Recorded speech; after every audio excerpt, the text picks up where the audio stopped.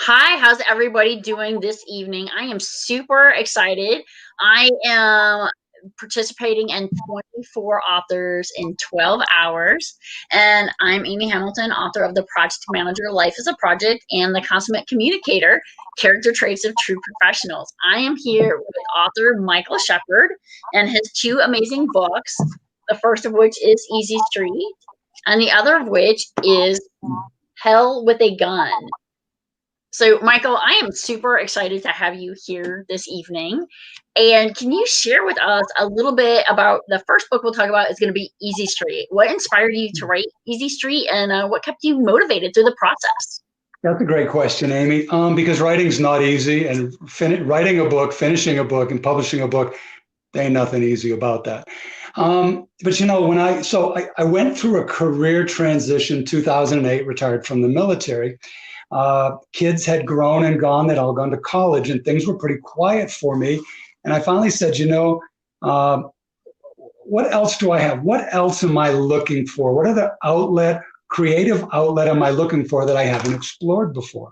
And I'm not a very creative person. I never thought that I was. I mean, I can't draw more than a tic-tac-toe thing and, stick figures. But I always seem to be able to write. And so I had an idea. I said, well, let's pick a character first. Let's work through a character. Let's see if I like the character. Let's see if I think other people will like the character. And then I just kind of chipped away at it a little at a time. Now I will tell you that there's a couple different ways to do it. There's the plotters and the pantsers, the seat of the pants people. And the plotters really work things through, and they know where a story is going to go beginning to end. There's a Western author named Matt Braun, and he said for one of his books, he wrote a 23-page outline. So he didn't have a lot of surprises. He knew exactly where the story was going to go. For me, I had a character. All right.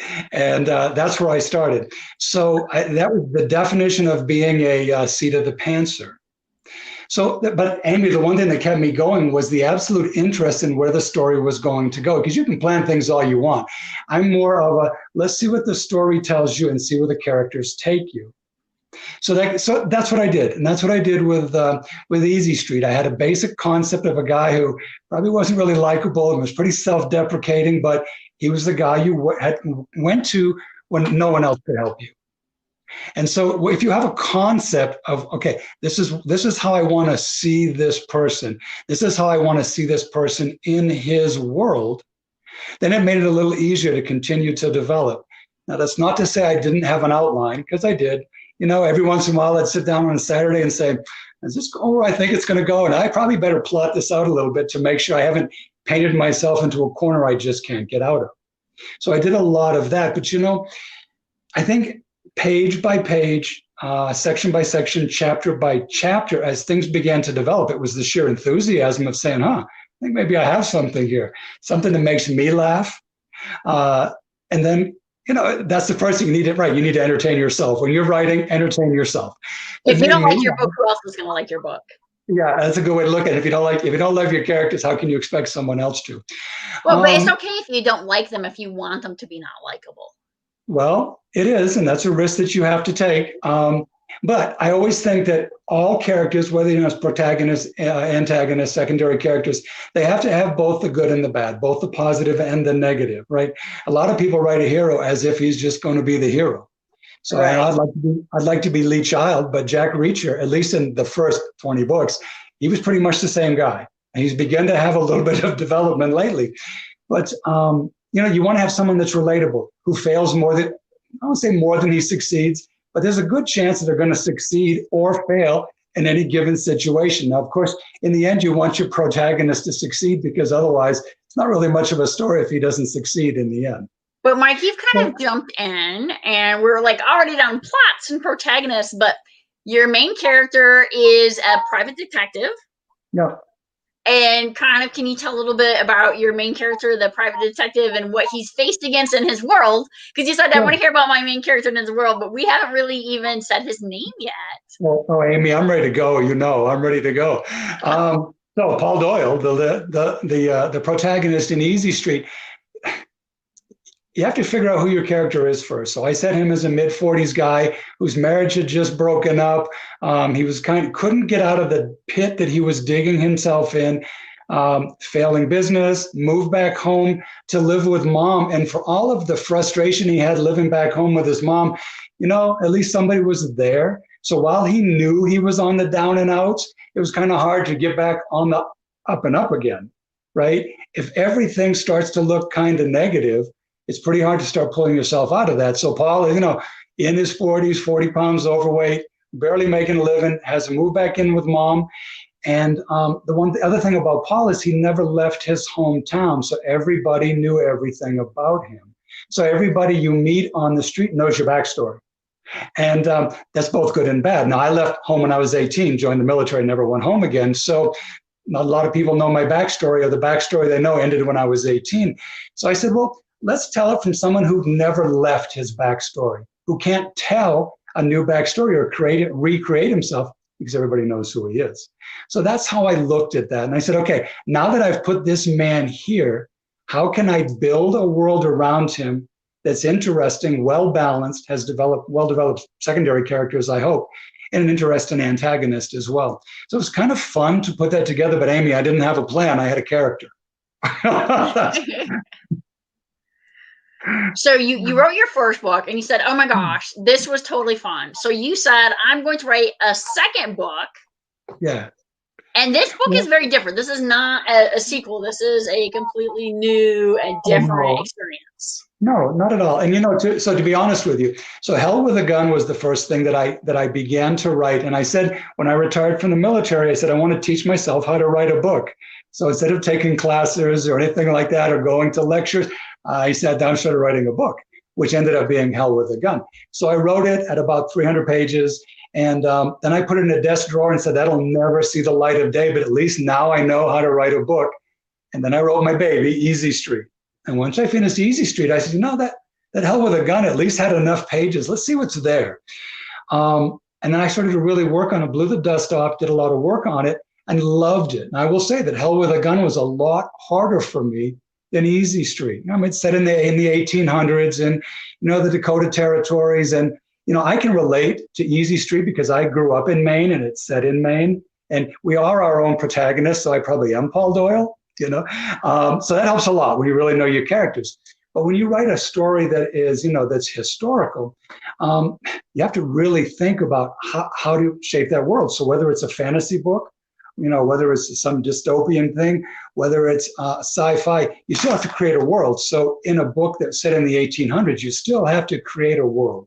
So that took a lot of research and that took a lot of work. So I will say that Easy Street was my first love, and my first book that I published. Hell with a Gun was my heart because it really took a lot of work. Something else for folks to realize, and writers know this, beginning writers may not quite have this down yet. Right? First draft is not final, right? When you write a first draft, you're not done. I probably did 6 or 7 front to back edits on both of these books before I even thought they were ready for other people to see. So what I would do is I would sit home at night and I would go through to make sure I had continuity of thought, continuity of characters, continuity of plot and story. I would read front to back and edit. I'd hit page 305, save it, go back to page 1 again and do it again. At the same time, I had a really great critique group. And I can't, and maybe we can talk about critique groups later, which I feel are essential to developing as a writer. The right critique group is essential to developing as a writer. And that helped a lot because they were always there to say, look, dude, either yeah or nah, right? So the yeahs were good. The nahs were, okay, you go back home after your meeting and start working at it again. So I was lucky to have both, a lot of enthusiasm and a lot of good people in a critique group who taught me how to be a writer. I think this is a really great concept, and the concept of critique groups has not come up at all today. So I would love for you to expand on and share more about that. Yeah, I was very lucky. Again, when I had retired and I started to work on as a writer, and I've written for the military before. Everyone in the military has done some writing, and I'd done some writing for a newspaper. I was a columnist when I was in the active duty as well. So I wrote, right? But it's a big difference between 800 words and 100,000 words, right? So my 800-word columns every week were much easier. So I joined the Pikes Peak Writers here. I'm in Colorado Springs, and I shared some of my work with a few writers, because when you first walk into a group of 60 or 80 people who are published authors or fiction to be, it's a little bit daunting. So you sit in the back row at first because you're not quite ready to sit near the front. Then I started seeing some of their work, and I said, I think maybe, okay, I'm okay here. I'm okay. I'm comfortable here. I'm not out of my element. I shared my writing with a couple of other established writers, and they say, you have something that's new, something that's fresh, and something that's a little bit different. We want to work with you. We want not only to help you, but we want you to help us. Well, geez, that's almost like the ultimate honor. I thought at first they just wanted me to bring the refreshments and clean up after the critique group was done. But about a critique group, there are good and bad ones. And a lot of the people in my critique group, and these are all multi-published authors, including one best-selling author. She's got 4 best-selling books. You have to be in the right critique group. You have to be in a group that's there for the right reasons, and that's to support you and help you and not score points off you and feel better about yourself by criticizing someone else's work. And a lot of critique groups and people in critique groups say they have experienced that before. Well, I always say do the right thing for the right reason. So if you're in a group, you should be there not only to help yourself and learn for yourself, but you better have equal investment in helping other people for the right reason, to help them with their work, right, in an honest manner. So I was very blessed. I had a great critique group. Lady Barb Nicholas, one of my best buddies, she's the multiple best-selling author. She was there. Bob Spiller's published 5 books, and the late Ron Cree, who was just a real inspiration to me and invited me into the group, as well as a guy named Kirk Farber, who everybody wrote totally different style, totally different voice. But that's okay, because you want to have different ideas and different opinions to look at your work. But again, a good critique group has to be based on trust. Because it hurts, right? Because your words are your baby, right? So when you write something and someone says, well, it's not very good, that doesn't make sense. It's like taking one little piece of this and throwing it on the floor and then stepping on it. So, but if you can develop a level of trust when you do that with your critique group, you say, okay, that hurt a little bit because that's my baby they're talking about, but I trust them, I respect them. I'm gonna go home, I'm gonna take their words, I'm gonna think about it, and they were probably right. So my recommendation to anyone who's out there writing, if you're interested in getting feedback and good feedback, go with a professional, go with another writer, work with them. Now, that's not to say that beta readers aren't great. And Mom's opinion is not great. Okay, my mom's an author herself, and I share my work with her. And she wrote a really great book. I'll tell you, I'm really impressed. At 79 years old, that's a good book that she wrote. But so anyway, as you can tell, I'm a big believer in critique groups. But a critique group is almost like a friendship. Choose wisely, right? And if it's not right for you, go somewhere else and choose wisely again. Okay. I think that that's a really good point, and a lot of the conversation that has taken place today has been about the concept of a feedback, and what do you do with the feedback, and how do you process it, and some people talked about how they get conflicting feedback, and what do you do with that? Well, that's great. So that's what my mother said, because she didn't have a critique group. So she would send her stuff to me and I would give her some feedback, but then she'd have an English teacher work with her and give her different feedback. And then a couple other people would say, well, I like this and I didn't like this. And you almost hate to say, Mom, I'm a published author and I'm a writing judge, right? And because that's like playing the only trump card you may have. So what you do is you have to respect other people and listen to what they have to say. But I always tell other writers, in the end, the decision is yours, because it's your story told your way. But in the same way that you need to listen to critique groups, you have to understand why you're holding on to your baby. Is it to develop your sense of worth, or because it is your baby, or because? And so you really have to understand the feedback that you're being given, but you also got to parse it out and say, this is good, this doesn't work for me. And I can't stress strongly enough, tell your story your way, right? Because no one else has lived in your head. No one else knows your characters. All we see when we read your stuff is the words on the page, right? You lived this. This is your baby. So you have to say, okay, thanks. I appreciate your feedback, but I'm going to go another way, right? And it's like a relationship thing, right? You have to keep and maintain a relationship with the people who are willing to read your 300 pages and turn it around in a weekend if you really want it.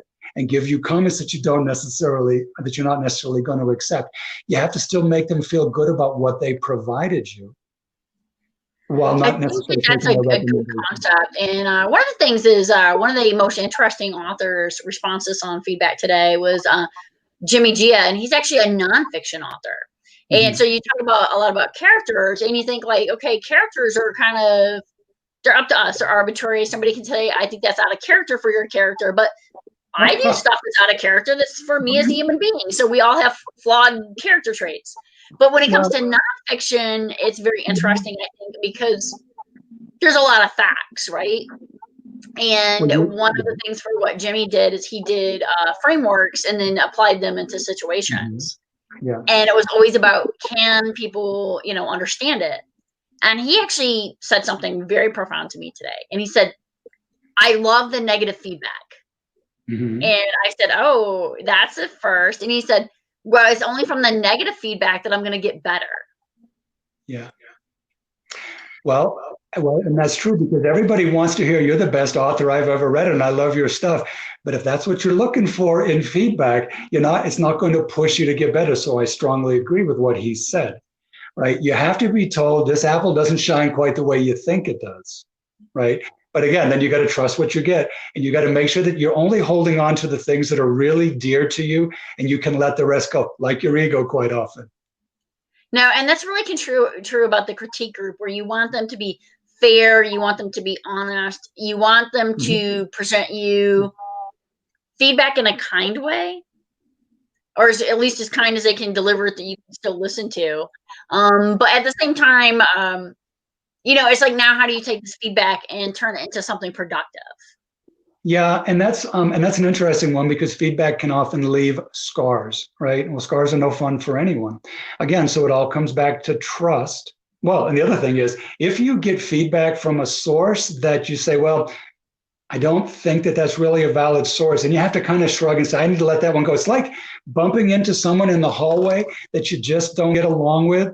Instead of trying to get along with that person, you may have to say, that's a lost cause, and my life is going to be okay, and so is theirs. If I don't click with that person, you're not going to click with every feedback you get, or every person that provides you feedback as well. So you have to kind of put it on a sliding scale of what is valuable, I think, right? Value the feedback you get. But it's important, if it's a relationship you want to keep, you need to value the person as well, and let them know you really appreciate the time and effort they put in, and let them know either why you do or do not take it. But you also have to say, why are they giving me this feedback? And if it feels, I always used to tell my kids, if it doesn't feel right, it probably isn't. If feedback you're getting doesn't feel right, take a step back and say, where is this coming from? Are they doing this in my best interest? Or does it feel like more for their best interests? You just kind of have to sort through that, and there's no right answer to that. You kind of just have to take your time and work through it. That being said, feedback is always important. It's what you do with it that's truly valuable. So you have two books from two very, very different genres. What do you have for the future? That's a great question. A lot of people like Easy Street, and they really enjoyed Paul Doyle and The World I Built. Paul Doyle's me. So from a protagonist standpoint, you can do a lot of things with that. But it can't be a Jack Reacher. I moved the person to another state, but it's the same guy doing the same things. It has to have a character development piece. So I had written over 200 pages of the follow-up to Easy Street, which were irretrievably lost, and I tried for about 6 months to get them back. But I put some threads in the first book. Mike, before you continue, oh my gosh. A little painful, a little stressful. Backups. Yeah. What happened to backups? You don't even want to know. And it was backed up, but that's a whole nother story. And people don't want to what hear. a sad story. You just broke my heart, because I just know that had to be devastating. So what I said was, well, the next version will be better, but 200 pages is a lot of pages. It is. I mean, I think any author hearing that is just gonna. So yeah, you can't gloss over losing 200 pages. That is heartbreaking. That is. No. But what I had done is I had now settled on, because I work in Mexico a lot now, part of my job with the government's working in Mexico, I started thinking about, and I was writing about a book about a woman who was taking immigrants illegally into the US, a Mexican woman who was doing that. for the greater good of the people, right? But not everybody would see it that way. And and I done a lot of research on the difficulties of immigrants trying to cross the border into the U.S. And it's not a political discussion at all. And remember, there's a right and a wrong in everything that we do, and in everything that we write, and everything that we read, and we get to determine how we feel about it. So, I mean, I wanted it to be a bit of a moral battle of, is she doing the right thing? Is she doing the wrong thing? Is it for the greater good? And how do we, as the Hueros, the people on this side of the border, feel about people coming illegally into our country, right? And so anyway, that's the battle that I was doing. Now, I haven't finished it, but I'm sure I'm going to go back to that story. And I've lived part of it. I've done a lot of time in Mexico, down along the border, trying to do river crossings, walking along the border, having Customs and Border swoop down to see why I'm walking along the border, but I wanted to get a feel for it. Getting stopped by Customs and Border agents to talk about why I was looking at it, why I'm walking around these back roads and back and in the desert. It's a story that probably needs to be told, and I want to tell. I just haven't gotten to it yet. I've gone back to it. I've written 50 or 60 more pages. So Amy, we as authors, we all have a lot of things in the hopper, as we would say, where I'm from Maine. In the hopper we have, and that's one of the ones that I have in the hopper. I've got a couple of others. You just have got to decide what's the commitment I want to make, and then am I ready to make it? And it is a commitment I want to make. It's not going to be this week, probably. But I do want to get back to it and get back to the story about the immigrants. And let's see where that takes me. Let's see where that story takes me. And definitely the scoping and balancing with the rest of your life. So you have family, you have all these things, you have the day job, and then you're an author. Well, but like everybody else, right? We have to, and people always say, well, there's never time to write. Well, there is. You just have to decide what is the priority of my life and how do I want to shape the rest of my day to allow me to write. But you also have to decide and when it gets really bad, you have to decide what are the most important things in my life. And then you have to cut off the thing that drops below the line. And for me, at times, writing has dropped below the line. Like they say in Spanish, así es la vida. Okay, well, that's life, right? Some things have to drop off. So when your life changes a little bit, then hopefully you'll find a time that you can reassess and say, I did nothing for 45 minutes today. I could have written a page and a half in that 45 minutes. And then if it's really a priority, if you still have something to say, a message that you want to impart or something that just has to get out, then you have to say, well, I think I want to cut loose that 45 minutes and make it my own. Now, I'm not a kid anymore, so all my kids are grown. So I can do that. I can still work. I was going to school again until very recently. So as a husband, as a father, as a worker, as a grandfather, as a many different things, you still can, if it's important to you, find that extra 45 minutes a day. If that means getting up 45 minutes earlier, going to bed 45 minutes later, or just turning off the baseball game, then you do have time during the day. So really good points. We are getting to the end of your segment here.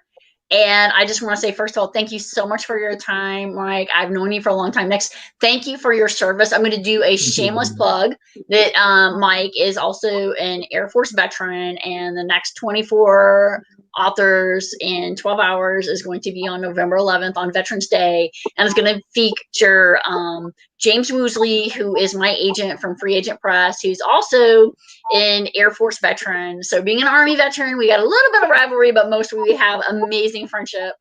And he also did the foreword for my first book, The Project Manager, Life is a Project. And before we end the segment, Michael Shepard, is there anything else that you'd like to add before we close?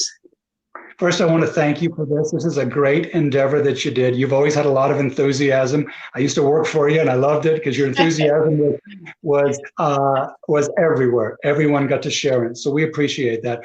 The last thing is, what I really love to do is work with beginning authors. It really is my passion. I always say in life, it's not what you have that's important, it's what you share. So Amy, even while I didn't mention this before, I am a judge for various writing contests, and I love to do critiques of people's work. If they can accept it, if they really want real feedback, I'm the guy who can give real feedback. So if you can figure out how to do this, I'll be happy to take about 10 pages from, if 5 people are interested in doing it, and they can submit 10 pages to me. If you just give them my email address, or they can find me on Facebook, I'll be happy to critique them with comments, provide those critiques back. It's all because I learned a lot, and I really want to share. I want to help you on your journey, and I don't. It's just something I would like to do. You don't have to do it, but the offer's there. If anyone would like, I'd be happy to critique. About 10 pages is good. That's what I normally get in writing contests. It's about as far as my brain can go, but I would like to do that. So if you can figure out a way to offer that to people, I'd be happy to do it. Just email it to me. Michael, such a valuable offer, and I will definitely make sure that you get some people connected to you to capitalize on that. That's amazing. Thank you so much. I'm so grateful. Thank you so much for your time and for this amazing offer. Thank you. It's been my pleasure. I really enjoyed this. Thank you, Amy. No, thank you.